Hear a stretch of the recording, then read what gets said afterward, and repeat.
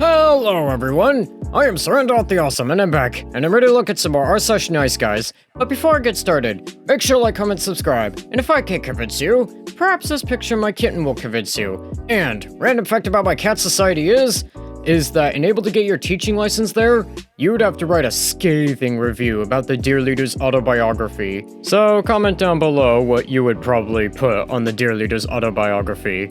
Without further ado, let's get into this. So his first post here says, I want to roleplay my final days as a do-gooder. Creepy regular customer sent this manifesto to a coworker to flirt with her. And this person here says, pronouns, dad/daddy, sexuality, LGBTQA+, age, 32, height, not quite 6 feet, but if I said 6 feet, you'd probably believe me. Yes, just like how if I just said 10 feet, I am sure everybody would 100% believe me. Anyways, this person goes on to say, weight, fluctuates often and to a wide degree, PP size, extra medium, balls, huge, seeking local friends and S partners for the end of the world. Warning, this could be turned into an apocalyptic cult. My best friend would say that even though I look like Charles Manson, I am much sweeter and am essentially a lazier, dumber Unabomber. Yeah, this is a glorious way to start. Anyways, this person goes on to say, I am here to unironically look for friends and sexual partners for the end times. Applicants must be sardonic and believe these are the end times, yet also be optimistic and good-natured. I am choosing to leave room for a potential life partner applications, but you have to be real cool and pass some checkpoints. Ask me about these checkpoints when we meet. Friends, look, I'm a burnt-out former everyman aspiring to be no one in particular, but in a specific style. I am a vigilant chaos wizard with a lot of rage and quiet contempt. I've become completely unhinged. The game J broke and I went to roleplay my final days as a do-gooder support class to aid all in their benevolent quests and thoroughly thwart a-holes with soft underminings and hard cynicism. This means I am game for just about anything. I like frogs and mushrooms and music and listening to you talk about cool things. We can joke, hike, paint, lay nude in a field and wait for someone to find us. The rules barely matter. I don't drink anymore and I rarely smoke. It's totally cool if you do, but I can't be numb anymore. Let's feel things more often than we run away from them. I won't tolerate your BS escapism, is what I mean. But if you need a little Mickey before you toss bags of dog crap into car windows belonging to the people who left them on the trail saying they would get them on the way back down but never did, I endorse that. Sexual partners. I've asked my doctor if I'm healthy enough for S, and he seems really dubious. Not sure that's really a good sign there, my guy. Anyways, this person goes on to say, his news is great. I can die in your sweaty embrace like I always wanted to, avoiding staring any longer into the black abyss that is the future, and you could say, you effed a guy so hard he died.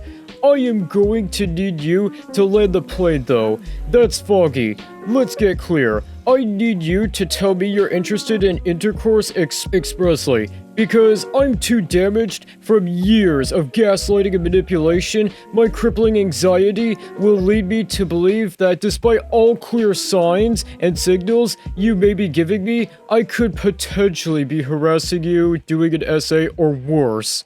And frankly, you are not worth that crappy feeling and deliberation. It's 2022. You can make the first move. At the very least, give me a signal that looks much more like a written contract of consent than a subtle gesture. If your kink is subtle gestures, just wink repeatedly at me and/or hum shave in a haircut while you disrobe.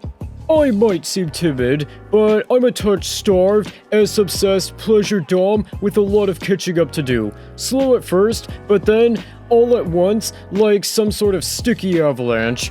With prior conversation and enthusiastic consent, I can tie you up, choke the gift of life right out of you before bringing you back safely to Earth like a pilot to complete the plane metaphor, or to unnecessarily extend it. Look, maybe I'm overselling it, but if you're not intrigued by now, then you're probably a bit boring. Well, okay, I hate to say this. I am a bit intrigued, mainly down to the fact of how this is just given to some random person to flirt with. But anyways, this person goes on to say, but we could fix that by having weird S, so consider it. Life partner. My ideal life partner has lost her entire family in a fiery car crash, or is so aggressively bisexual that their family no longer speaks to them, or moved away from her family to be some cool, wetland, ecosystem scientist. I'm saying, I don't want to meet your mom, ideally. As for your dad, I'm your daddy now. You can call me that, it's in my bio. I am not big on family. My family is strange and not much to talk about. We can if you want, but in any case, they left me with no interest in family structure or traditions and weird baggage. I'm looking for the Frank to my Charlie.